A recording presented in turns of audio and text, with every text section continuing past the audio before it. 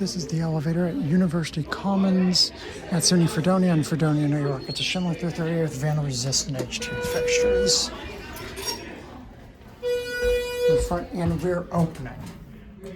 2 R's open. I'm gonna guess the same floor. Actually, you know, I think it's higher up because it would be there if it was the same floors too. I don't know, there's probably not public.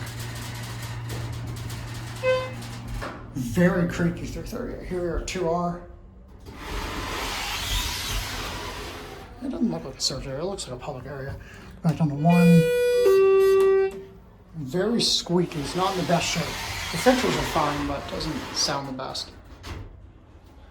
Basic stainless steel Schindler elevator. It has little pot lights, typical Schindler. Check the air lock when this is installed. Door, typical Schindler here. I got one, someone called it.